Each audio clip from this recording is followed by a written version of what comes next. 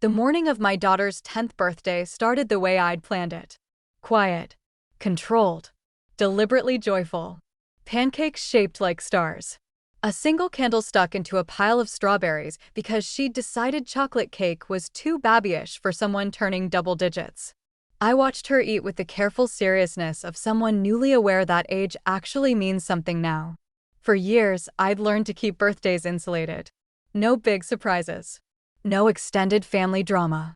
Just us and the promise that this day would be hers, completely and entirely. My daughter didn't know about the years of complicated phone calls.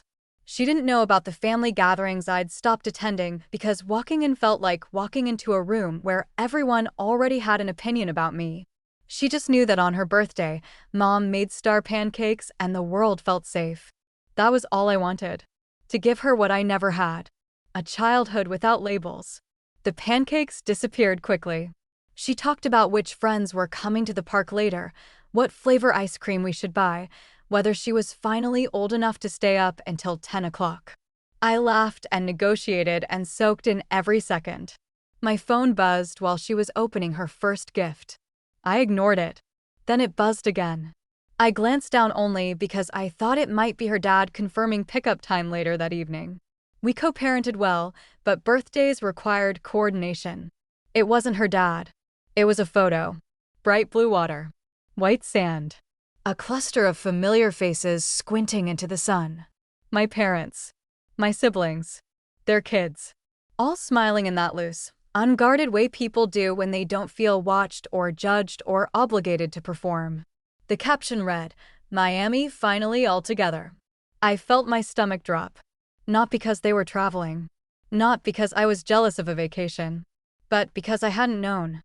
Because no one had said a single word. Because it was today. My daughter's 10th birthday.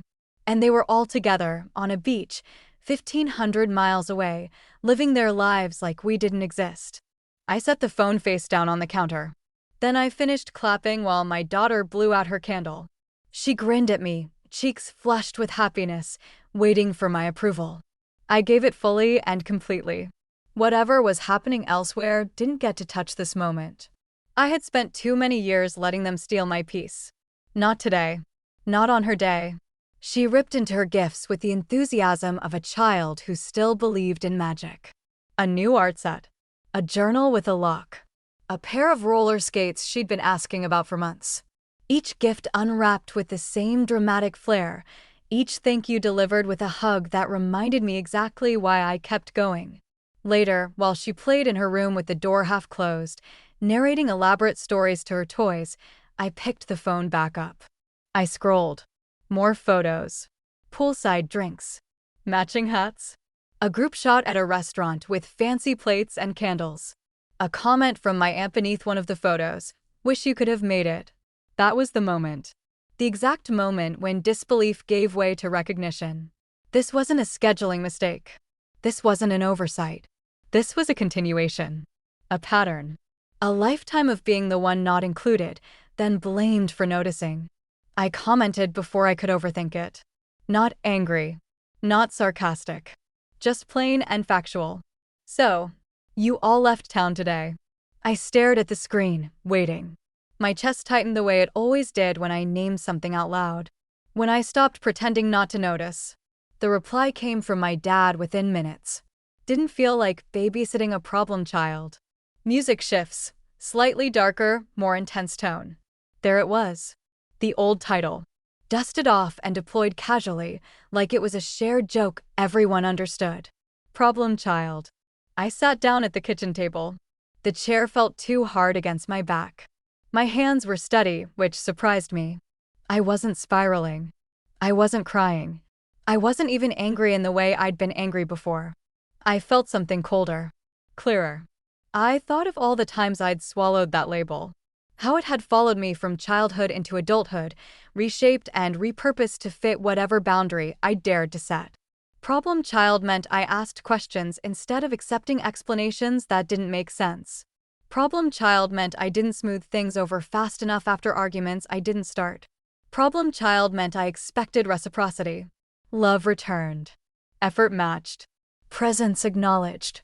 Problem child meant I noticed when I was the only one not invited. The label shifted as I grew, but it never disappeared.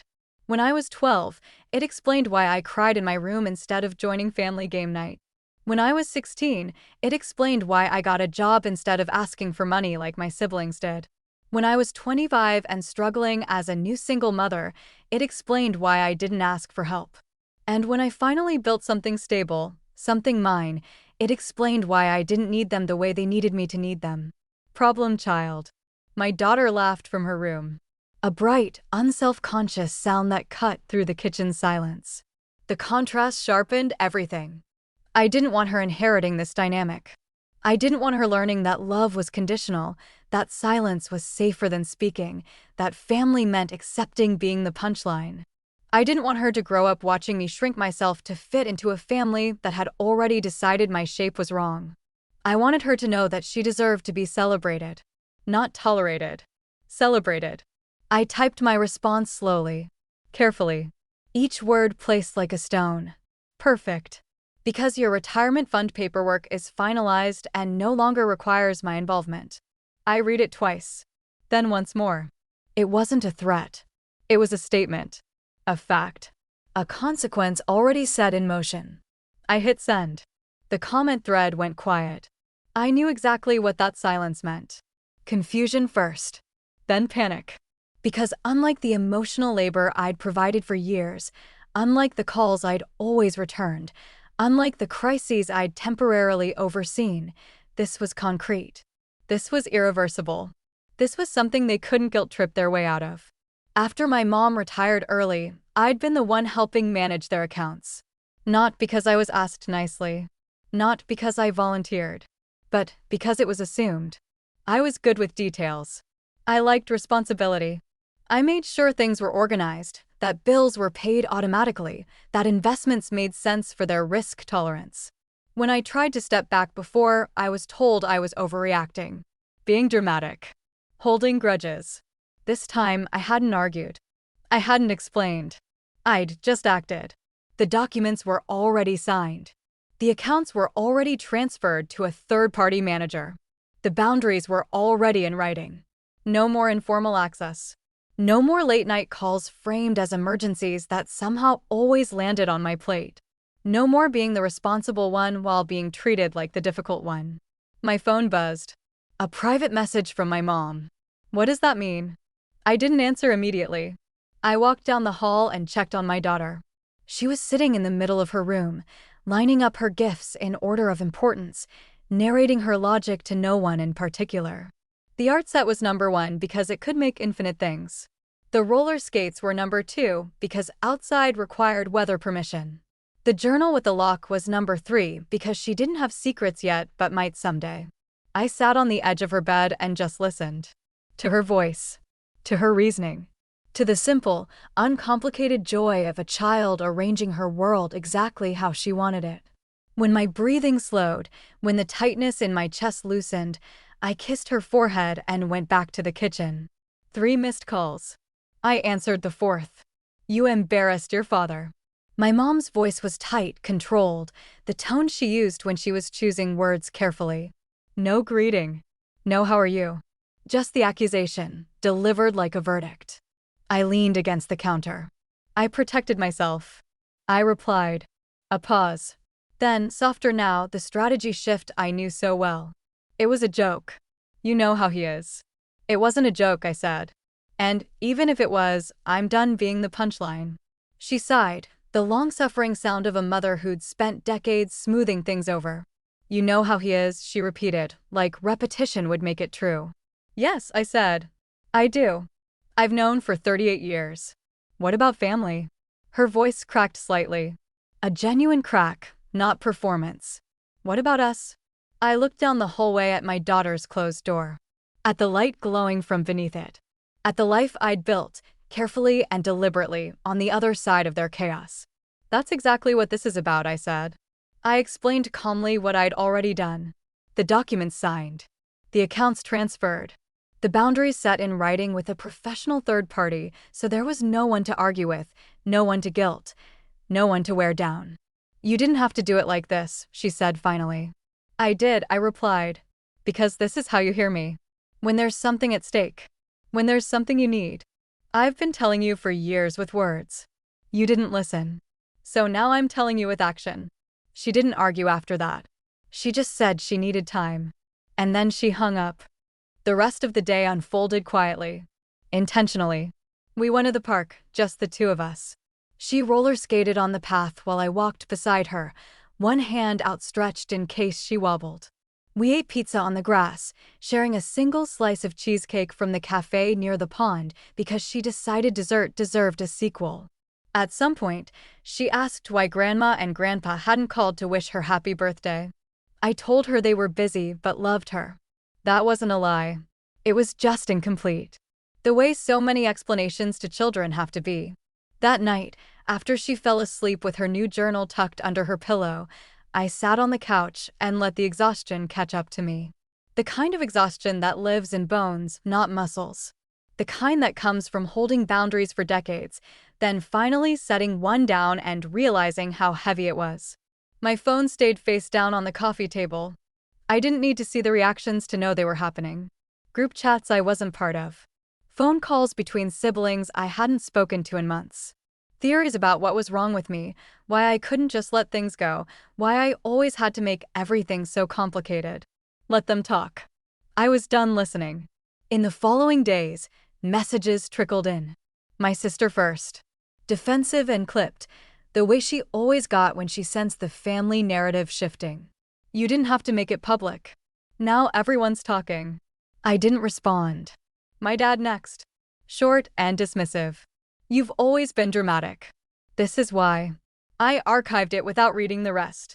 Then an email from their financial advisor. Professional. Neutral. Confirming the change and outlining next steps with the third-party manager. No emotions. No opinions. Just facts. That was the external consequence. Not shame. Not confrontation. Just reality shifting shape. The shape it should have been all along if I'd had the courage to insist on it sooner.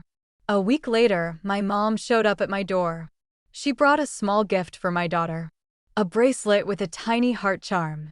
Something picked out carefully, thoughtfully, the way she used to shop for me before everything got complicated. She didn't apologize. But she didn't accuse either. We sat at the kitchen table, the same table where I'd read that comment, where I'd typed that response, where I'd finally stopped being the problem child and started being the one who solved problems by removing herself from them. We talked about logistics. About the weather turning colder. About my daughter's school play coming up.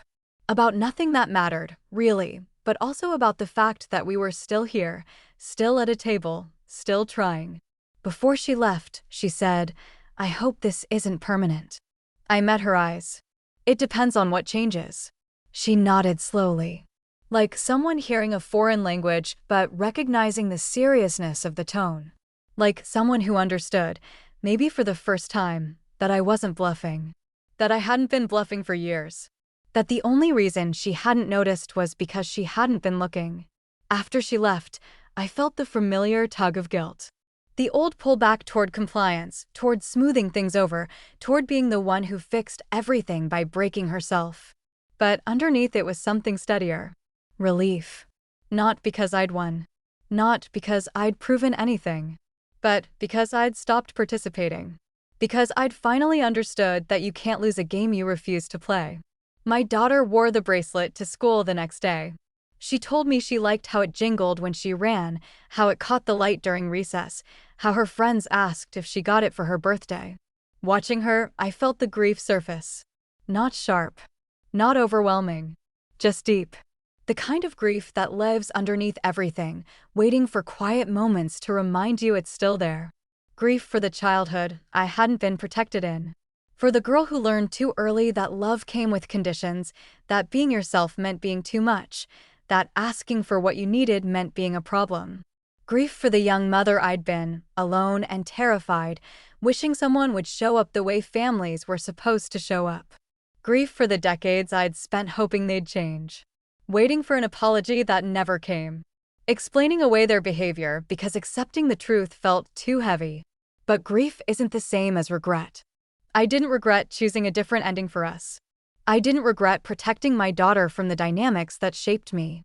I didn't regret finally saying, out loud and in writing, that I was done. The family went on with their trip. More photos appeared. I muted them all. Life narrowed back to manageable proportions. School runs and grocery lists and bedtime stories. Work emails and laundry and the slow, steady work of building a life that felt like mine. On the night of my daughter's birthday, after the house went quiet, after the gifts were put away and the leftover pizza was stored in the fridge, I wrote her a note. I tucked it into her memory box, the one she didn't know about yet, the one I'd add to over the years so that someday, when she was old enough, she'd understand. I told her she deserved to be celebrated. Not tolerated. Not accommodated. Celebrated. I told her that love didn't come with labels, that belonging wasn't something you had to earn, that family wasn't supposed to make you feel small. I told her that adults were supposed to protect children, not brand them. That her voice mattered. That her boundaries mattered. That she never had to shrink herself to fit into spaces that weren't built for her. I didn't mention Miami. I didn't mention my father's words. I didn't mention the problem child label that had followed me for 38 years. Some truths are for later. When she's old enough to hold them without being crushed by them. When she has her own experiences to measure mine against. For now, it was enough to know that the pattern stopped here. That whatever came next, whatever healing or distance or complicated family dynamics the future held, she would never hear those words from me.